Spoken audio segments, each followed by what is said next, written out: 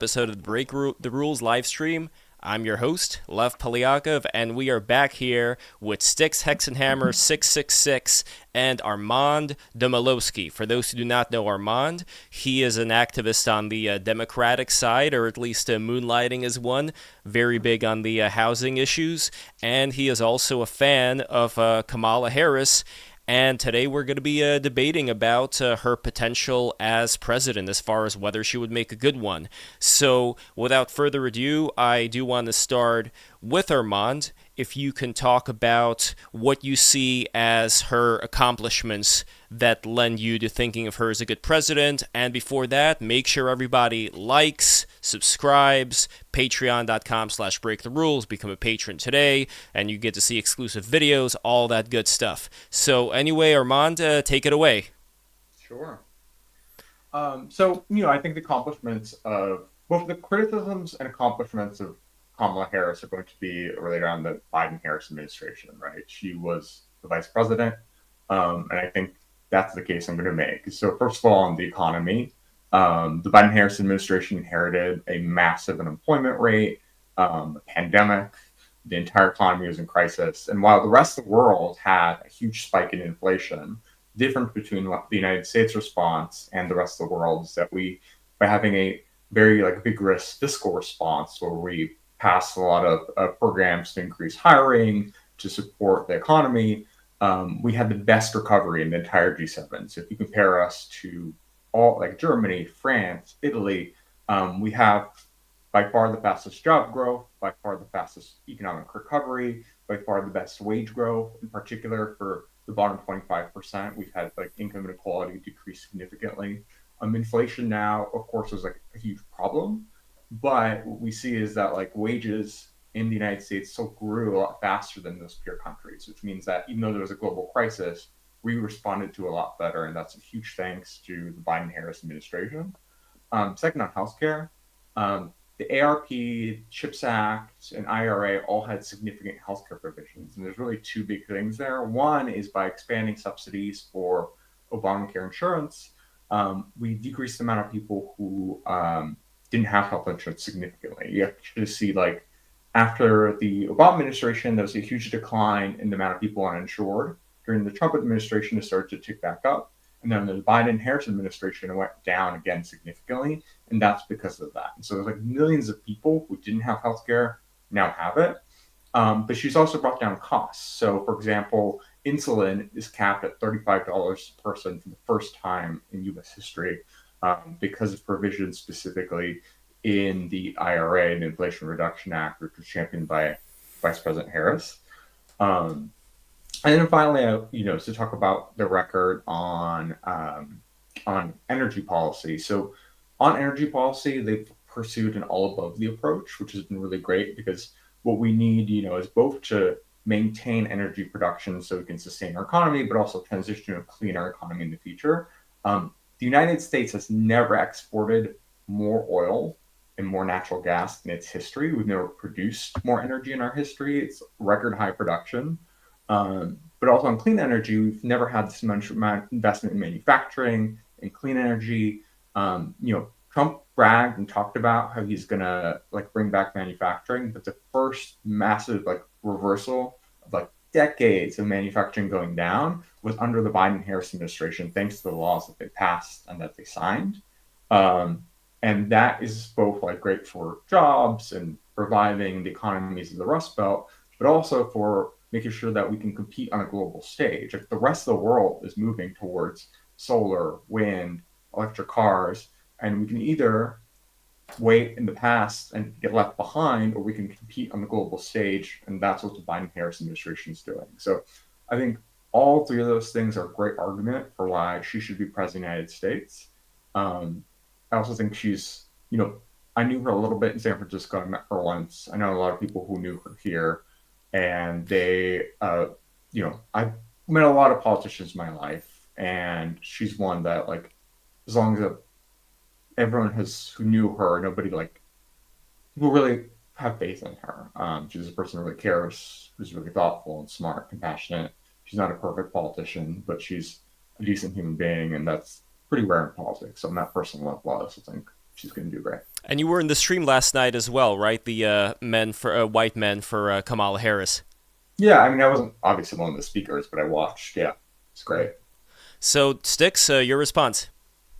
My response would be this. Come on, and you're actually belying it. Your boy, Joe Biden, we debated on this before. He decided to drop out. We literally debated on the subject of Joe Biden versus Trump, Joe Biden's record and so forth, not that many moons ago. He's gone now.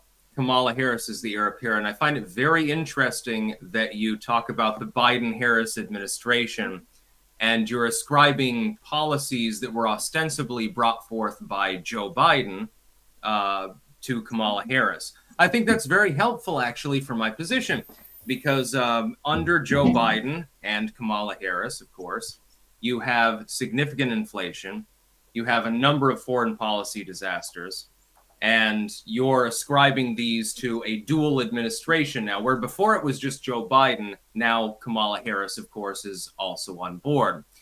I think that it would be unhelpful at this time to elect somebody who is going to have to go hard on diplomacy, diplomatic things, with Ukraine, Russia, with Israel, Gaza, with ECOWAS, with Venezuela, Guyana, possibly China, Taiwan, etc. I think it would be unhelpful to elect a person like Kamala Harris who cackles like a literal hyena, and I know that it's considered to be politically incorrect to bring this up, who laughs constantly when foreign policy disasters, like dead children or something like that, is brought up. I think that that would be rather unhelpful. Trump tends to be more on the dour side, actually. If anything, if he's got one failing other than his hiring decisions, that might actually be his biggest weakness, because he tends to be very boardroom, very cutthroat, very dour, very dry. Kamala's at the opposite end, where she will literally laugh about these things in a flippant manner. What I'm worried about, mainly about Kamala Harris on the foreign policy side, is that she's going to get into a room with Zelensky and or the leader of Yemen or something like that. And they're going to say, Mrs. President, 50 kids were killed by a drone strike. And she's going to start cackling. She's going to start laughing her ass off at it. That's point number one. Point number two is we can effectively expect continuation of Biden's policies. So the increase in inflation, again, foreign policy does play a role in that, et cetera, et cetera. The third problem, though, is probably the worst, which is that as the first female president, she's of color, BIPOC, she's going to feel a need to prove herself. Now, if she were more pacifistic, if she were isolationist, maybe more right-wing, more demure and stuff, I would expect her to focus on domestic policy. So, here's a couple of major domestic policy changes that I want to make. What I worry about is that a left-wing first female president is going to feel pressured to start a war or expand a war because they want to snap their suspenders and be with the big boys. And that's really what I worry about. I also worry about the incoherence in policy, which is that sometimes when Kamala Harris speaks, I can't really glean what she's saying, like what she's trying to convey. In linguistics, it doesn't matter what you say. It matters what the other person understands. The problem is that I can't always fully comprehend exactly what she's trying to convey to me. And so that becomes a big problem as well. Armand, let me know which of these you want to tackle. Sure. So first on the question of inflation, the thing is, inflation happened worldwide, right? Like because of the pandemic, because of war in Ukraine.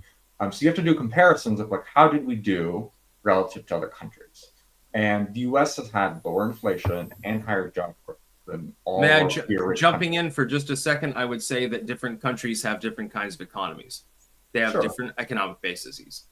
Yeah, I mean, it's a complicated comparison, but I think like that is at least a data point to show that there was a global trend and we did better. True. And then secondly, there are a lot of policies that the Biden-Harris administration, which Harris has endorsed, have pursued to reduce inflation. So one, they've pursued antitrust actions against companies that are merging and using monopoly power to increase prices. They, through the Inflation Reduction Act, which is, by the way, after, I don't think it's directly caused by that because it was too soon, but like it is kind of funny the inflation started to fall right after that passed. But they increased corporate taxes. They used Medicare negotiation to bring down drug prices. All of that is deflationary. Second, talking about foreign policy disasters, frankly, like I think on Ukraine, and we're going to disagree, but I think the Biden-Harris administration's leadership has been great. And I think that the first thing Trump is going to do is sell out. Were they great on the Afghanistan withdrawal? I think that the details of how they handled it were poor. But I also think that the Trump administration kept, part of it was never going to be a disaster because it was a disaster 10 years in the making. Trump just kicked it down the road and left somebody else to actually do the withdrawal. And so that he can claim he'd magically done it better. Then talking about like pacifism and her wanting to prove herself or stuff like that, like nothing in her record has indicated that she's like a particularly militaristic person. When she was a senator, you had a fairly like, there's not much. That's the problem. There's nothing in her record. She did nothing basically other than be a tough on crime prosecutor. She's done nothing as VP. You always have to. Here's the problem. And this is even in your opening statement. I'm sorry to interrupt, but I really have to make this point.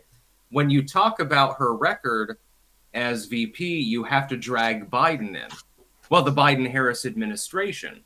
Okay, so what did she champion herself? What did she champion? What did she actually do? Like solo, apart from Joe Biden, the old white dude who is no longer hip to the music and the party, what did she do? Can you name a policy? The nature of any vice presidency is that they're supporting the president. Like I can't name a single thing that's like unique about Mike Pence, except for the fact that he like tried to hang him, or like anything unique about like Joe Biden when he's VP, like a signature. But could you possibly name certain things Kamala Harris did before she became VP that would lend it to a champion policy? Yeah. She was a really good attorney general for the state of California. She negotiated there's a big negotiation for all 50 states. You're claiming the Kamala Harris, God, all the weed smokers out there just lost you. So for one, Kamala Harris's record as DA when she was in San Francisco was actually a reduction in marijuana prosecutions from the previous administration. Only about 45 people actually under her term went to jail for it, and all of those people had other convictions. Fact check. I believe that is completely false. It's I true. call bullshit. Just look it up. 45. That's the little number. 45. That would be impossible in any major city, let alone under Kamala Harris's leadership. It was thousands of people. It was not. There was an artificial upgrading of charges to felony charges based on not for first offenses, but if you had the 3 strikes rule in place, which Biden championed the 1994 Tough on Crime Act, so it's not a surprise that they'd be in the administration together. They would go to prison for years at a time for mere drug possession. Or maybe they dealt a little bit to a friend or something like that. Like, who cares? God damn, you gave 6 grams of marijuana to your next door neighbor. Let him get high. It's just a weird argument when you're supporting Trump who explicitly opposes marijuana legalization. Trump came out back in 2003, if I remember correctly, in favor of medical marijuana against the auspices of his own party. So when Trump was president for 4 years, considers it a state right, considers it a state rights issue, and Biden has the power. Biden can say whatever he wants, but the proof is in the pudding, dude. Executive order to do it, and the Trump proof is in the that. pudding. Kamala Harris. Here's the long and short of it. Joe Biden was the architect of the Tough on Crime 1994 crime bill.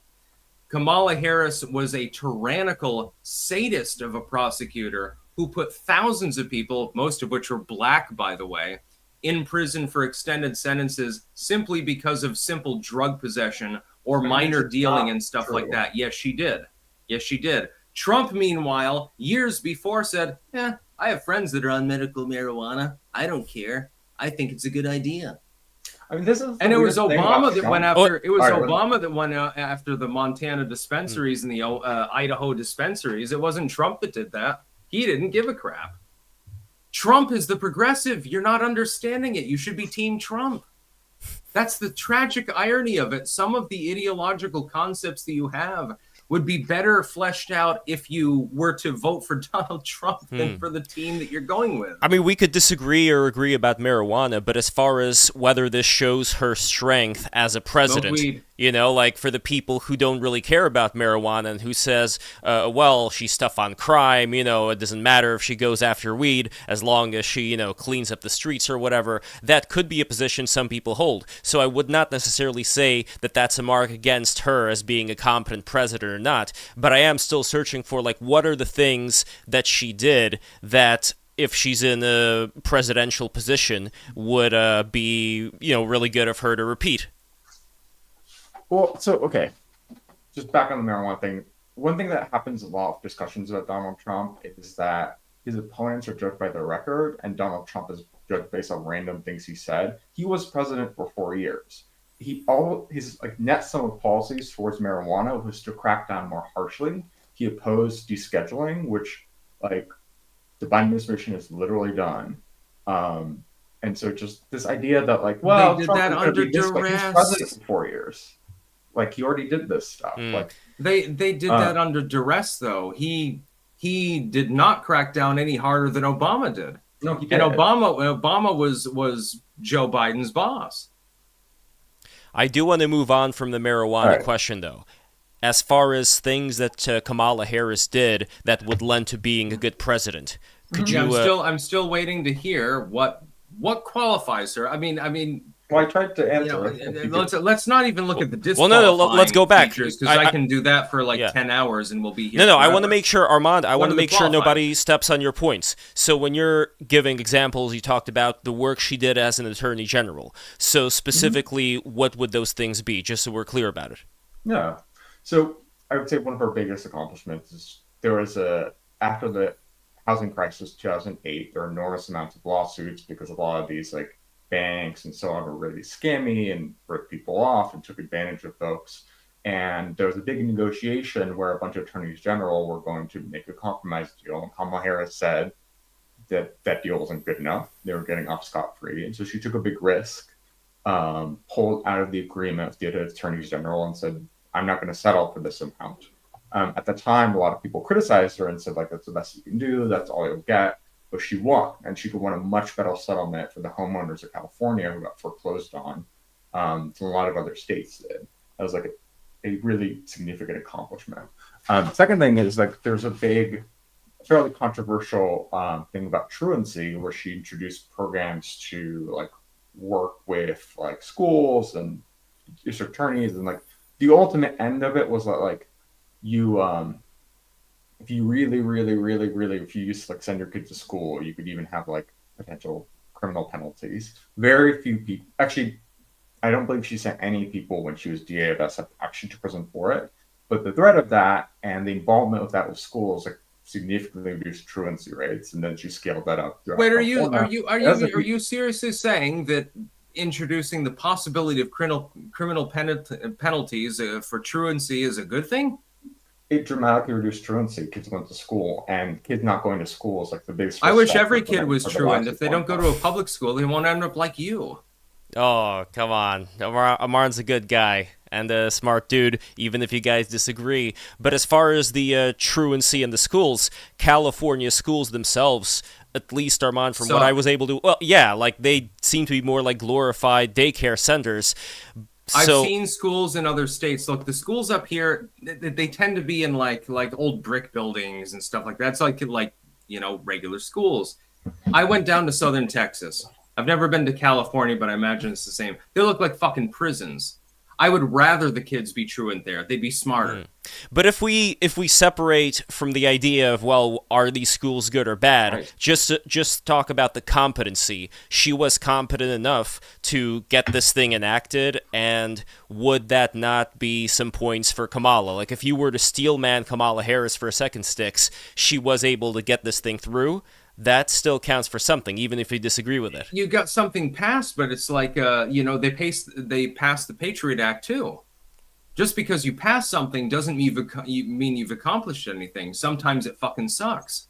And I've gotten tired of pulling punches on people that are simping for these goddamn retard programs. They are terrible.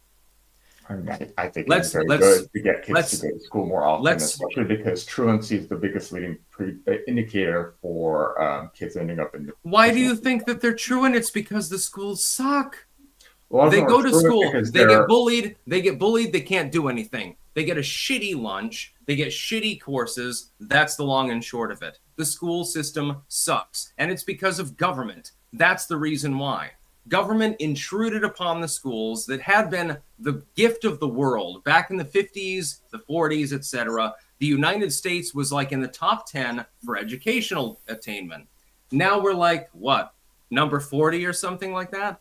We're the richest country on earth. We can't even educate our fucking kids. We're actually not.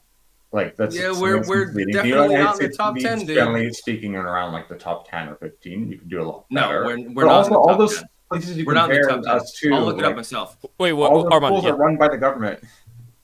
Like, there's no libertarian paradise school system in the world.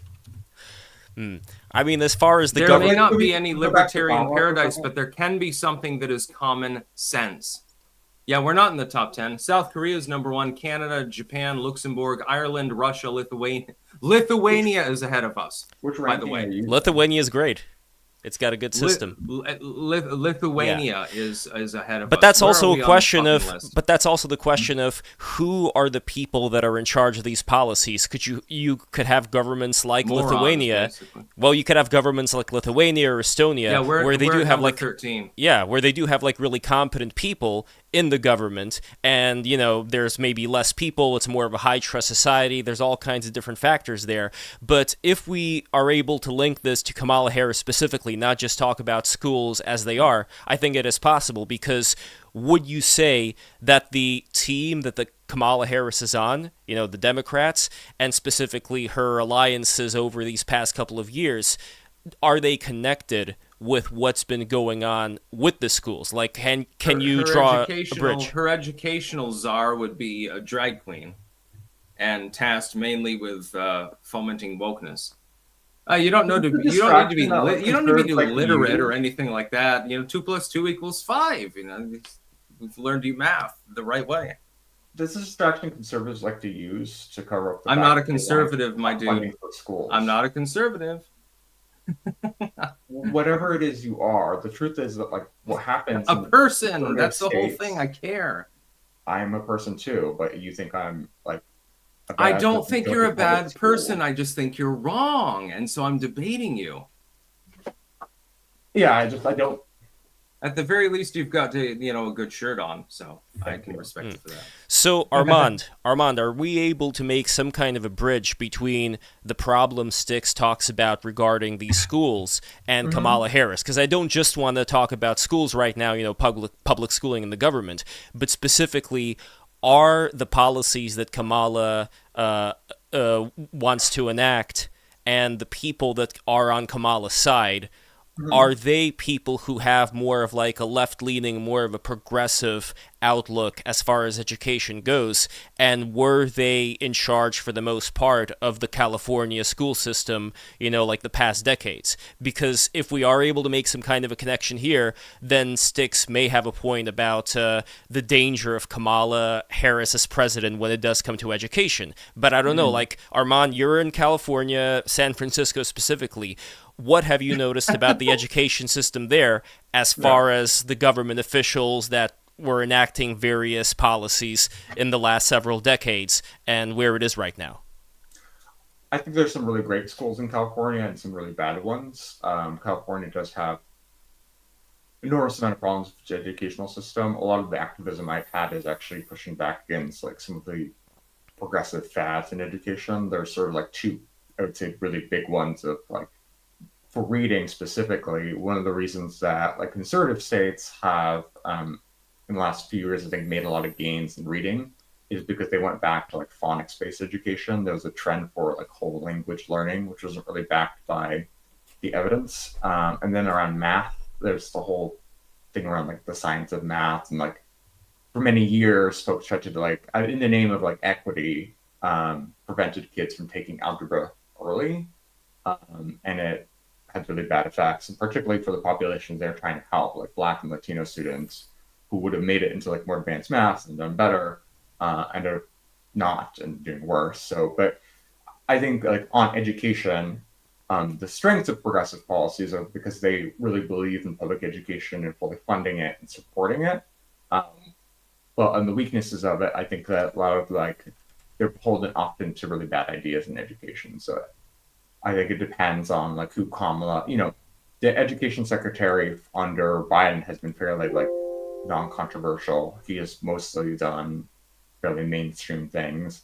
I've seen nothing in her record to indicate she would like be one way or another within like Democratic Party's debate around education.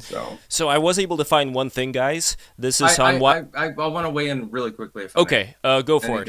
All right. So you're rather non-committal on Kamala's statements on education because she hasn't really made any. I mean, 2 + 2 = 5. How do you know that she's not going to do what you, even as a liberal, self-identify as a problem and wokeify the educational institutions? Because I haven't really heard anything from her about that plank on her platform. My problem with Kamala often boils down to, I don't know what the hell she's peddling. I just don't know. I know exactly what Trump feels about things. I've got, he was the president. I got to get in here for a second, Styx. Okay. From whitehouse.gov, remarks by Vice President Harris at the swearing-in ceremony of commissioners for the White House Initiative on Advancing Educational Equity, Excellence, and Economic Opportunity for Hispanics. So here she goes on to say that when we talk about, like you said, Mr. Secretary, about equity, so many of us have come from movements that were about the fight for equality. We also understand there's a difference between equality and equity. Equity is everyone deserves to have, right? And be treated equal. But equity understands that not everybody starts out on the same base. So if you're giving everybody an equal amount, but they're starting on different bases, are they really going to have the opportunity to compete and achieve? That's why we purposefully, as an administration, the president, myself, the secretary, and everyone in our administration are so dedicated to a specific principle, which is that of equity. So that does worry me a little bit. I oppose this completely, and I think we need a meritocracy. If a person, I started out poor, dirt fucking poor, like scrounging cigarette butts off the asphalt poor. I managed to make it in life. Now I make 6 figures. I didn't do that because government uplifted me. I didn't do that because anyone else uplifted me. I did it because I was fucking working hard. That's what we need in this country. And if we have that, then we have everything. If we have anything else, we have nothing. That would be my particular counter to Kamala Harris and her bullshit. Armand, and any that's thoughts? What it is. Any thoughts on the equity? Is that like kids who grow up with less resources are less likely to succeed in life, and when you invest more in like their schooling, in their education, in like the basics of like clean air and clean water, like poor kids in America, and particularly poor Black and Latino kids, are much more likely to live in areas where there's lead paint. Wait, clean air and clean water? You mean those acts signed by Nixon? The Republican? Yeah, the ones that Trump consistently undermined with his executive orders and tried to defund the EPA. You mean the ones signed by the far right, disgraced Richard Nixon? Goodness. I'm glad you're in support of it's significantly worse on the environment than it was back then. Yes. Well, hold on. 6, to Armand's point, was Trump canceling some of those environmental control policies that Nixon enacted, or no? Not really. He was just he passed an executive order that for every regulation that was imposed, I think it was 5 or 10 or something had to be canceled. He also passed, one of the earliest executive orders he passed was allowing the dumping of specific neurotoxic chemicals back into the drinking water that had been banned. You mean the ones that are sprayed on your crop fields anyway when you eat your Boca burgers? And he was the one who they're already there, my dude. increasing the well, no, not those. Specifically, it was like a specific neurotoxin that he was lobbied for by a billionaire friend of his that causes brain Can development you in name it? children. Can you name it? I I would don't like to know know. the name exactly. I can look it up right now. Well, There we go. back to the equity question, because this I think is a really Sure. important one. I don't know whether or not Kamala, like some of the Democrats who are not necessarily communist, like to offer lip service to the far left because, you know, they would get elected and so on and so forth.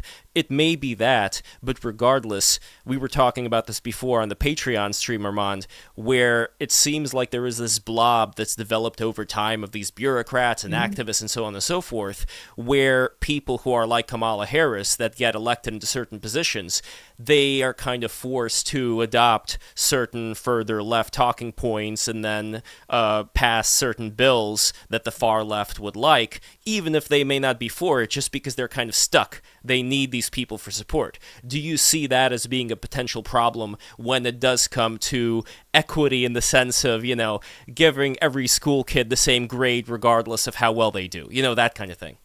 Yeah. So first, just the name of this chemical, which was chlorpyrifos. So you can look that up. But it's like I think there are two different approaches to equity. There's the approach to equity that doesn't work. Is this idea that you just give people the same results. When you see people succeeding more, you try to pull them down to make it more equitable. I reject that notion, and I think, frankly, like Kamala Harris rejects that notion. In her entire career, she's like, All right, wait, worked her ass off to wait.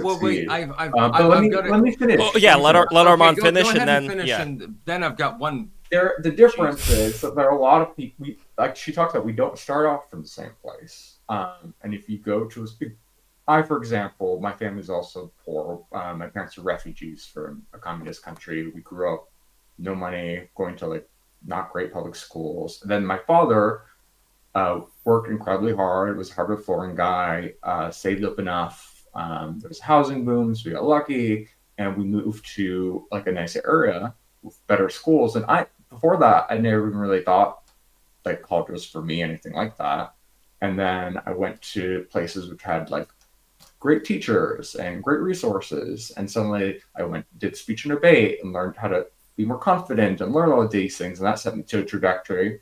Now, like my parents could not have imagined like the life I have now. And a lot of that was because it was like a combination of the American story of like hard work, the American dream, but also providing access to like good public investments and high quality education that combined made me succeed, like allowed me to succeed in life. Like, I think that's the vision of equity that Kamala embraces. Styx. When you talked about paraflux, if I'm to understand correctly, you're talking about polyvinyl chloride. I'm talking about chlorpyrifos. CHLORPYRIPYRIFOS. It appears to be the same chemical that was burned up in East Palestine, which is the ultimate irony, if I'm correct. Yeah, which is why the Biden administration has made sure that the Oh company my that screwed that God. up is paying for it. They are. It's 100%. You don't realize what you just wandered into. They burned it up in the fucking train car and spewed it out all over everywhere. So Yes. you're gonna praise the Biden administration that Kamala was part of. Do you have any? While evidence talking that about anything- they banned Republicans this chemical. voted It didn't seem to be explicitly- banned on the train that day. It seemed to be there. When you not the same brought that up, chemical. I looked it up and I saw this. This is from the National Library of Medicine. I couldn't believe that you even brought it up. So just to be clear what My we're talking God, about how here. damning. Just to be clear what we're talking about here, Armand, this is the chemical that was banned or was not banned by the Biden administration, the one that Styx just said. So I don't think it's the same chemical as East Palestine. The clerk. No, it is. It is. CHOLRPYRIFOS. Yeah, it's the same chemical. They just burned it up into some weird reagent or something like that, and then Buttigieg showed up a week after Trump showed up, looking like the OSHA poster boy. See, this is the problem with the administration. It's not just Kamala. It was banned by the Biden administration, and then the courts overruled that ban. How sad. Yeah, you're allowed to sell chemicals. Republican judges. Yeah, well, who's responsible for the movement of transit when you're the person in charge? It's probably your, Secretary of accident Transit. It's because the train safety regulations were changed. No. Bullshit. None of the regulations that were applicable to this particular situation were ever indicated, and even the legacy media reported on it as having been deregulated by Donald Trump. I mean, the legacy media reported the opposite. Well, a lot of media reported the opposite. Well, at least. Well, I don't really care what Vox has to say. But also, consistently, under Republican administration, they're Republican senators who authorize laws to reduce the regulations on freight safety. You're literally mentioning the same chemical from East Palestine, and it's like, you've given me a white trash gift from God on that chemical and East Palestine. It's the same chemical. Just so we're clear about the timeline, also, your guy wants you to be sprayed on. So, what is the deal? Yeah. No, it's more like everyone in the location had their wells poisoned and everything else because the federal government stepped in, didn't know what the hell it was doing, and decided, well, yeah, we can burn 99% of it off or something like that. And then downwind, everyone's screwed. But in the locality, zero evidence that actually happened. That was people fever speculating on the internet. Wait, wait, are you saying that they didn't burn the chemicals off? No, I'm saying that the way that they did it did not cause those downstream effects that you're talking about. They had to burn them. Then why did they do soil tests 100 miles away and find 20 to 100 times more of this particular secondary chemical in the soil?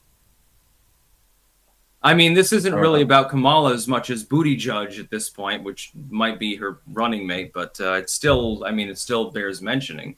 She's still part of the administration. Let's go back on this for a second, though. She's part of the decision-making process. Behind you is the guy who thinks it should be legal to spray that against crops. I'm not aware that that's even the fact, actually. Well, so my crops are organic. I only use blood meal and one of the stuff like first that. things the Biden administration did in 2021 and came to office was reverse the Trump administration burning an entire trainload of chemicals to be used on farms. You keep doing this weird thing of making criticisms of Kamala Harris and Biden that, if they are valid, apply 100 times more to Trump and Vance. The same thing with the marijuana. Who are you deluding that Trump administration is more progressive on marijuana than Kamala Harris? The irony is that this chemical that they explicitly said we need to be able to keep spraying this on crops. You're making arguments about it be okay. There's a difference. There's a difference between 12 train loads of a chemical in a limited area being burned into reagents and spraying a very limited, very diluted amount of material on crop fields. Believe it or not, it's sort of it's the difference between I took an aspirin or I swallowed an entire bottle of aspirin. Well, I'm still taking aspirin. That's true. They're the same thing. The dosage is a little bit different now, isn't it? So to be clear, I think both things are true at the same time. Number one, what Armand was talking about, where this chemical was supposed to be banned, but the Republican senators rejected that ban. If we can make sure that that's correct, then Armand, would be right on that. While at the same time, Styx, what you were pointing out, the horrible disaster that happened in East Palestine, that had something to do, and I think, Armand, you would agree with me here, that did have something to do with government policy at the time when it came to how they approached that chemical spill. So that is an L for the administration of Joseph Biden at the time, while at the same time we could also say that not banning that chemical may have been an L on behalf of these Republicans. I don't know, Styx, if you would agree with that, if we are able to find that to be the case. I also don't find any evidence that I would say that the chemical was in East Palestine. There's vinyl chloride, benzene, ethyl glycol monobutol. They're talking about the same thing. I would say that the dose makes the cure or the poison. If you consume 1 microgram of arsenic, it's not going to do anything to you. If you consume a significant amount of arsenic, it will kill you. If you consume a little bit of aspirin, it will cure your headache. If you consume too much, you'll hemorrhage, you'll die. The same is true here. If you're talking about spraying a very small amount of certain chemicals on crops, I don't do it. I'm not interested in it. I prefer organic crops, but it's not going to kill anyone. It's going to dissipate. They're using it as, I guess, a pesticide or something like that. Same is true of fungicides.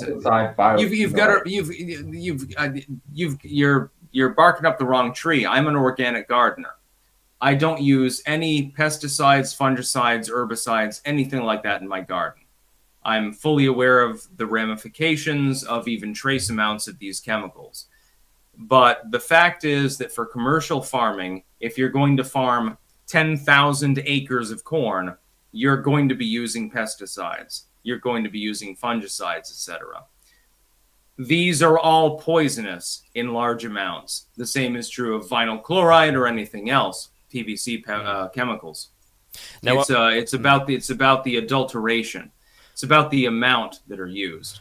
Now, I want to make sure we don't spend too much time on the chemicals because I do want to move on to the equity question. It's 3:52 right now, so we have like 20 minutes left. Armand, you said you have to go like after an hour's time. So I want to make sure that we're able to get to the equity question and then go and do super chats. Speaking of which, need those super chats. So, Armand, you've heard Kamala talk about equity. We heard your response about equity. Styx, what say you about Kamala and equity?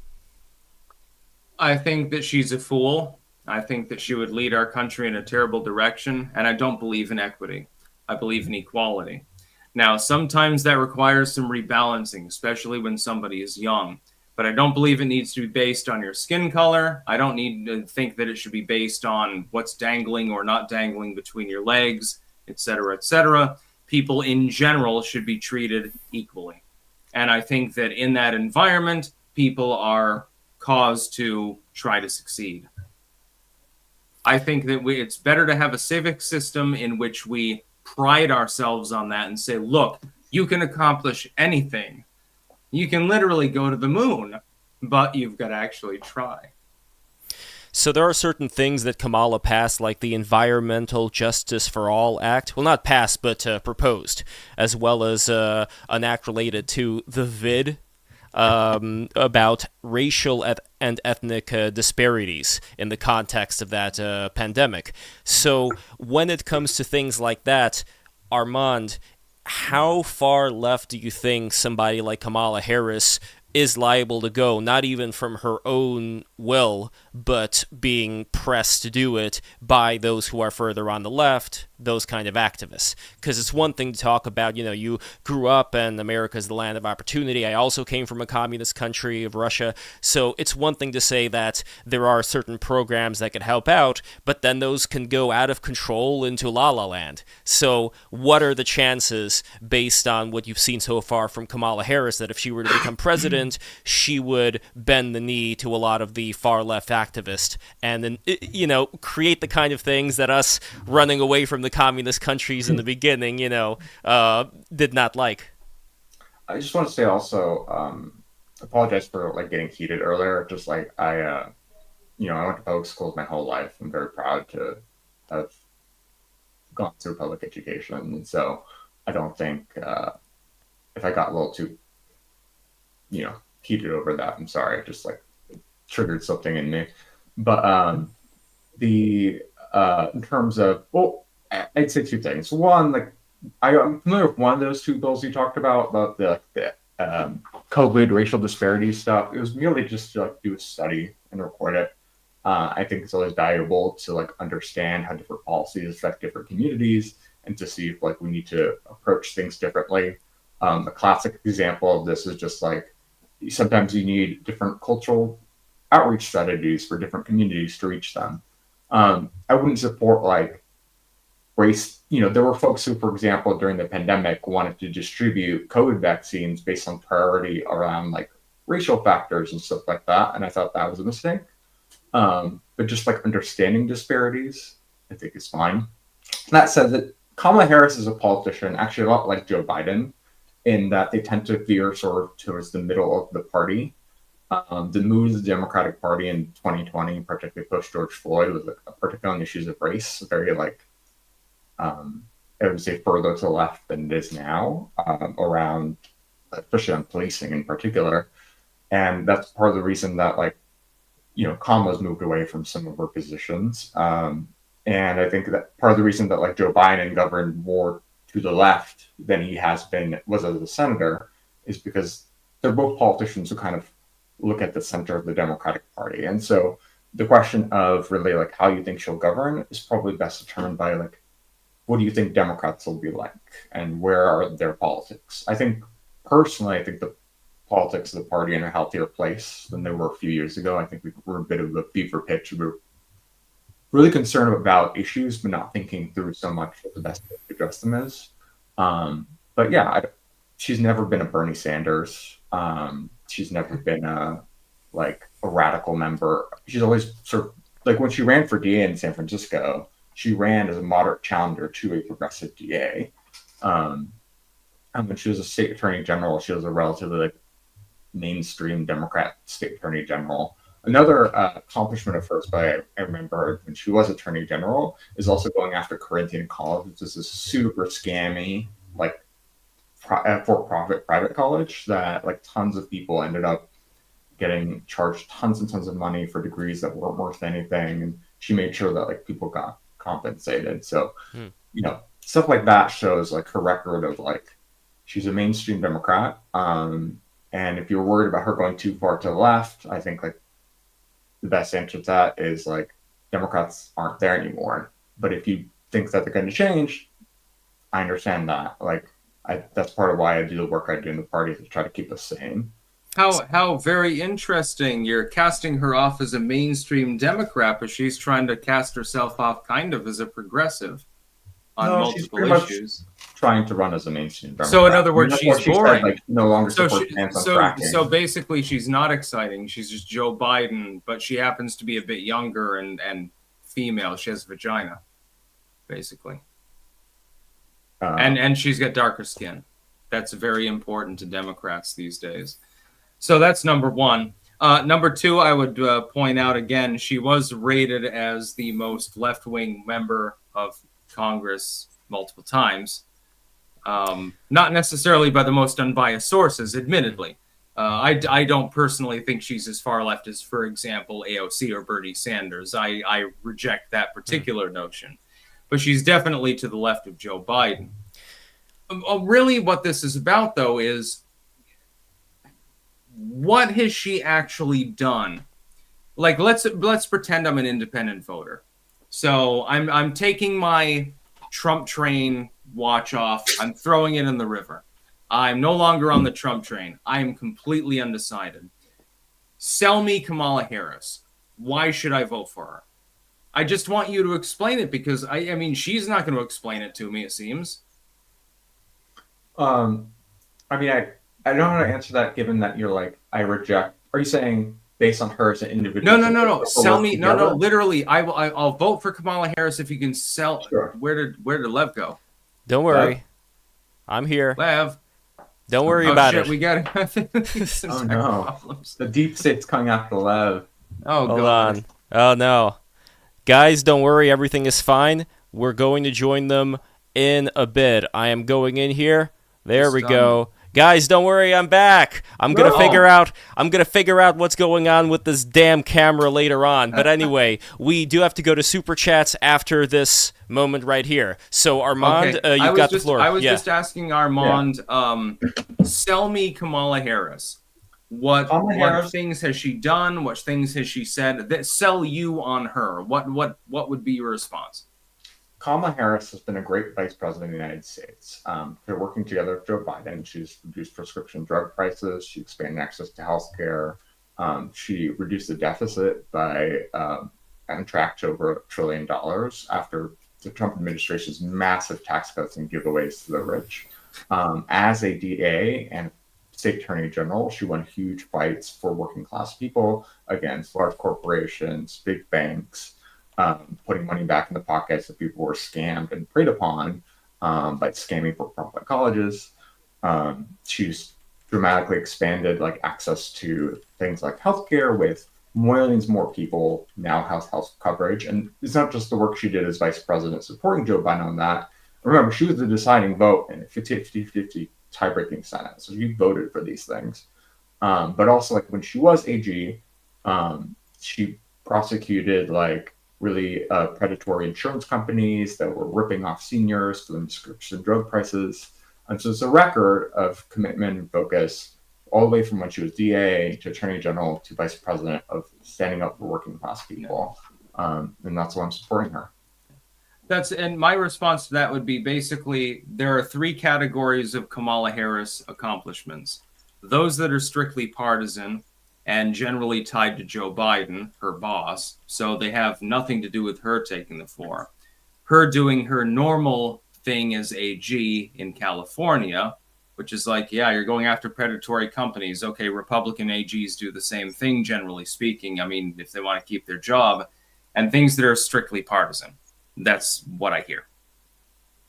So that doesn't sell Kamala Harris to me. I'm sorry to say. Well, I think that's true. It's hard to disentangle accomplishments of any VP and any president. But the reason a president picks a VP is that they're ready to step in to do that job. And heartbeat away, yeah. Like you believe, like Joe Biden picked Kamala Harris because he knew that she could become president of the United States. And because he knew, hey, I'm fucking demented and I don't know where I am half. You've got to admit after this last couple of weeks, at the very least, you have to admit that after our first debate, I was fundamentally right about Joe Biden being demented. I don't think he's demented. I just think he's not a good communicator anymore. He's old. I wonder why. He speaks super clearly. He mumbles. Like I wonder why. I mean, I'm sorry, Armand. I'm sorry to be laughing, but you know. Guys, like people rambling and like word salad, but like if you watch a Trump speech, he's also like rambling, incoherent, and crazy. He does have some speech problems, but it's on the same level. Not even close. All right, guys, I think it's time for us to move on to the super chats that have been sneeded over here. So the very first one we have is from a patron. So patreon.com/breaktherules. Become a patron today. And this patron has a question, which I did not really expect to be here, but here it is. It is from... it's from Aerocosi, 1999. Thank you for the live stream. Fan of both guests. I may not get to watch live, but I wanted you to know I'm looking forward to catching up, and your work is appreciated. Do you guys have a favorite bird? Ooh. Huh. The American Eagle. I think I like Blue Jays the best, actually. Blue Jay, okay. Or the Cardinal. One or the other. Yeah, Cardinal's nice. Yeah. So over here we have Ken this 15 $4.99. I was held for 3 months jail labor for simple possession, while violent criminals were released early under Kamala. Many such cases. There's no I don't actually have looked at her track record as SFDA. I don't see I've not seen instances of her early releasing violent offenders or significantly differing on that than any other DA at the time.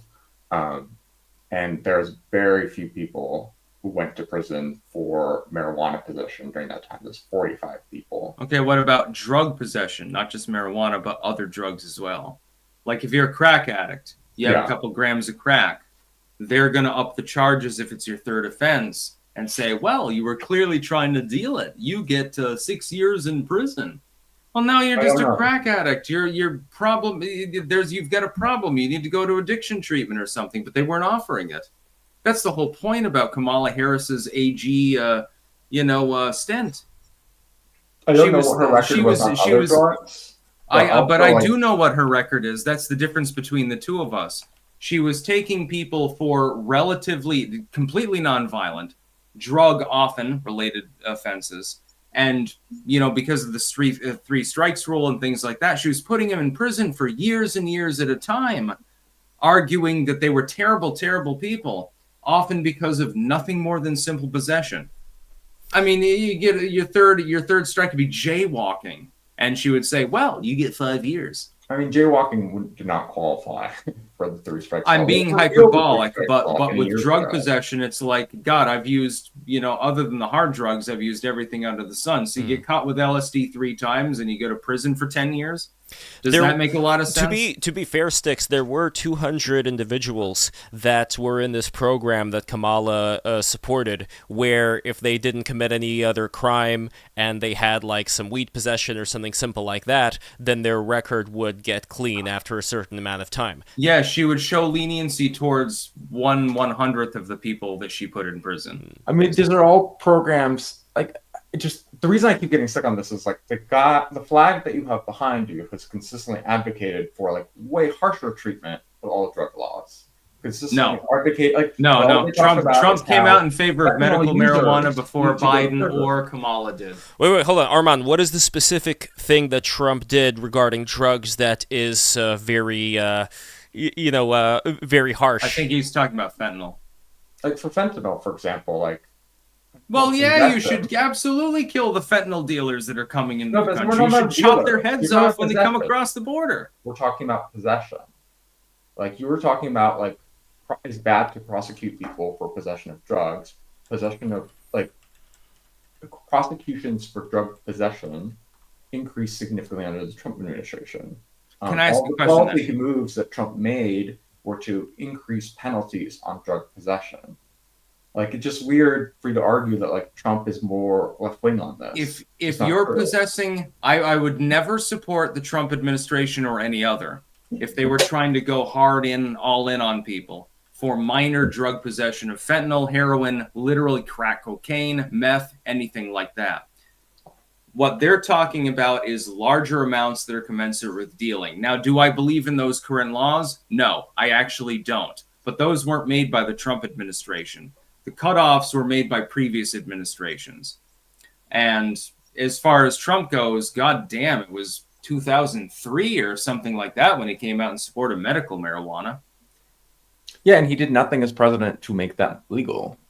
Like, his only he didn't go after dispensaries like Obama had done. He did go after dispensaries. Can you show me a news article? I remember several news articles from Ohio and Montana under the Obama administration, where even after the states had legalized, they were going after medical marijuana dispensaries. Now here it's illegal recreationally. You can even grow plants if you really want to. It's still federally illegal. I do commend the Biden administration. Probably the only thing I can commend them on rescheduling marijuana in line with basic reality. But that's about the only thing that I can think of to actually commend them on. I noticed that you have to Google everything when we're debating. Well, because you're asking me for a specific citation, so I'm looking for it. Yeah, I mean, we are only humans at the end of the day. We're all innocent men, as I'm gonna run your time dry and force you to Google everything. So next super chat over here from the Dashing Rogue, $4.99. What is your heuristics for merit? Also, merit is a sophist term, like work hard or value. Please elaborate what you mean by merit. Well, merit is that directed to me? Right? I don't know. Well, let's start with Armand and then Styx. So Armand, go first. Merit's always contextual, right? So, like, in terms of school, it's a question of like your grades, your test scores, stuff like that, and then the things that go into them, like how smart you are, how hard you work, stuff like that. But then, like, merit in a different context, how smart you are may not matter as much for like how good you are at sports, and merit there is based on physical ability. I don't know, it's kind of an abstract question. I think we actually agree on this one, because I mean, you might be really good in one thing but really poor in another. Like, I'm not getting chosen first for the football team, for example, but if it comes to talking about the herb lore of the 1800s, yeah, I'm your man. And so, yeah, that would be what I would say by meritocracy. There's a place for everyone. Everyone has skills. I do have to run Ooh. one time. One I do last wanna super chat. Hear about that herb If lore if of it's one possible, One more. Armand, one more super chat, and then okay. Styx, if you could stick around just a little bit, just to fit. No more super chats, Very, guys. very shortly though, because I got to Yes. do garden work. Yes, so before the garden work, okay, here we go. From Miku Huntu, 5 USD. Did Sar Harris lobby and raise funds for the release of criminal rioters during the 2020 riots that went on to delete people? Was that good policy? She raised did not funds directly raise funds, fact check, but she did share out their link on Twitter. She That shared is out a fact link check. for a bail fund. Yeah. For folks, but that bail fund ended up like, I think it was a mistaken judgment because they ended up being a lot more loose with like who they provided bail funding for than they should have. There's an assumption in like progressive communities of like, if you're granted, like if a judge gives you bail, because judges can deny bail, you shouldn't be denied bail based on like how much money you have, right? Like the line for freedom between you and somebody else shouldn't just be like, well, had money and I didn't. But in practice, judges were like, I think not as, you needed to be a little more discerning, and that's why you had some people who like, even though they were given bail, ultimately the responsibility is on the judge. If they were a threat, they shouldn't have gotten bail. But I still think like just blindly giving out like bail funding was a mistake. Yeah, this was Kamala Harris making a mistake. This wasn't her being strictly malevolent, and some conservatives are reading too much into it. The bail fund, she had no way of knowing that people that were going to go on and murder other people were going to be part of the bail fund. She couldn't have possibly known it because it happened after she shouted out the bail fund and then tried to scrub it. I would say it was another mistake.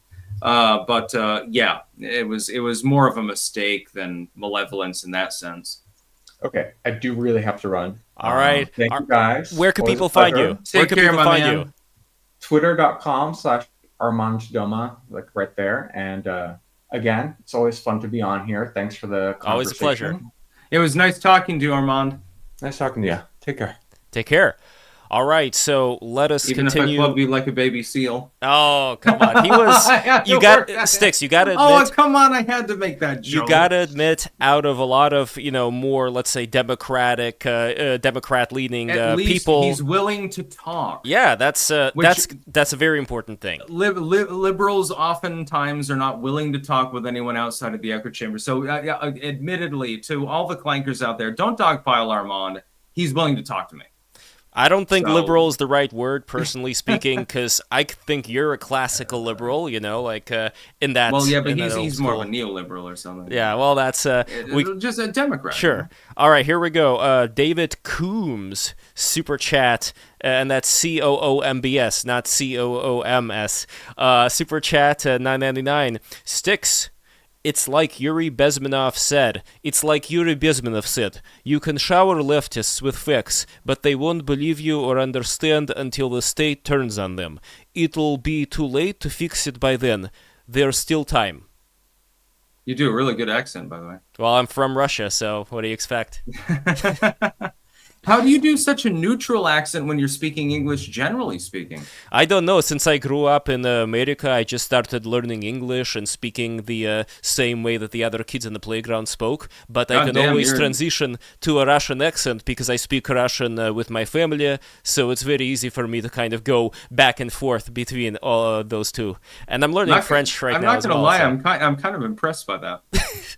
Well, I appreciate that, Sticks. And by the way, you'll have to do that when I come to your office. And by the way, you guys are going to be very impressed once you get some of Anton's biltong.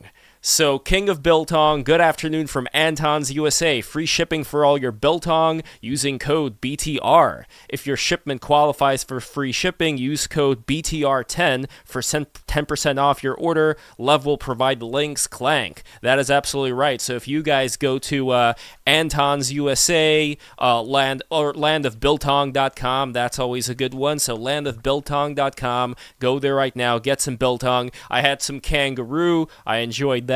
My favorite, though, are those beef sticks. You know what I mean? Like the ones with the fat on Angus? them. Yeah, the Angus Or the beef Wagyu? sticks.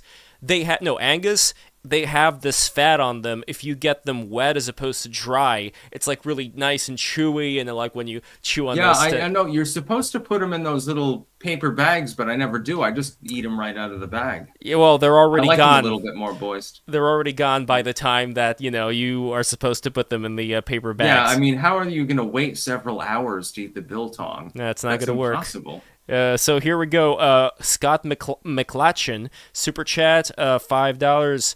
The employment rate growth is almost 75% towards illegal aliens. Most Americans are underemployed regardless of race. Any thoughts? That's true. Yeah, a lot of the new non-unemployment numbers actually have to do with people who are at least residents of the country, conditional residents, and or under the DREAM Act and stuff like that. And that's counted now. And then a lot of the job growth is people taking out second jobs because they want to eat a hamburger once in a while, But do you think, by the way, that with the illegal migrants, they would have the potential to vote in Democrats over the long run? Like, the one thing I never understood is if we're talking about people from Mexico, for instance, they tend to be very conservative in their churches, aren't they? But yet they still vote leftwards. I don't know what's going on. It would be hilarious if you ended up getting a far-right administration because of a bunch of illegal immigrants. I think that in the end, they're not really voting in the national elections. We're talking about local, like municipal elections, where they're occasionally allowed to vote. I think they stopped that here in the state of Vermont. I think the state Supreme Court said no, if I remember correctly.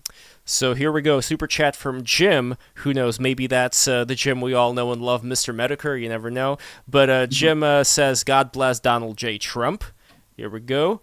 And Bust Cole, $10. Public school made me gay, and that's why I listen to the Lemon Party podcast. Love you, Lev. Styx. God! If you don't know about the Lemon, do you know Lemon Party? I'm acutely aware of that. I was an old hand at 4chan back in the late 2000s. I know what Lemon Party is. Don't Google that, everyone. Along with Meat Spin, Goatsy. Well, you were an old Mr. Hand. You could say. Yeah, no, one time I trolled actually my I had a friend who was living in the dorm room as my roommate, and I put on Meat Spin. And I just let it go, and I went to class, and I came back, and of course he had paused it. He had turned it off. And I was like, yeah, God, I wanted to see how many spins it was during the class. Good times. But Lemon Party, that's actually a podcast now done by my friend Ben Avery, who used to be the producer for Tim Dillon's podcast back in the day. Now he's doing his own thing, and check out their new episodes. Why did he name it Lemon Party? For the same reason. He's like our age. He grew up around the same stuff. Oh, so Jesus. Yeah, and he's Jesus also very obsessed with obese people. Like, his favorite movie is The Whale, and he just loves like watching video of like really, really fat people, eating food, and very, very interesting guy. You guys should talk to him. So like that Nick Ocado avocado dude? Yeah, kind of like that. Who was slamming the spaghetti all over his face and crying that one time? Well, his favorite is like this redneck guy who's eating chicken with his wife, and he eats like the fried part of the chicken. He eats it, and he says, "Best part of chicken." So his favorite part of the chicken is not even the chicken itself. It's like the chicken skin that's been fried. It's like the least chicken. I agree with them on that. Yeah, well, what are you going to do? Anyway, here, we're almost done here. The last super chat that I see, unless I refresh this. Well, no, this is $2, but still, what the hell? Scott McClatchin, she kept prisoners in California past their release date. I believe that is all the super chats. Let me refresh right now to make sure. But, yeah, any thoughts on that? And we are going to go. It is absolutely true. Fact check, true. Yes, indeed. Kamala Harris fucking hates people. You can probably tell when she's confronted by dead children and she, laughs her ass off, Well, one final super chat I see here, and this is the last one from Nick C. $5. How about Kamala and her office withholding DNA evidence that would have exonerated one specific man, only handed it over after Sup C demanded it? I don't know anything about the specific case, but I have heard of it. Okay. And I believe that's true. All right, so unfortunate. With that, just a couple of house cleaning things before you go, Styx. patreon.com/breaktherules. Become a patron today, and there are exclusive shows on Patreon. For example, a recent one that I did with Raheem Kassam, who is a Trump supporter, and he's the number two guy of the British gentleman. What's his name? You know who I'm talking about. No, I don't. Nigel Farage. Oh, Farage, yes. Yeah. So that was a really interesting talk. We talked about Trump. We talked about Ukraine.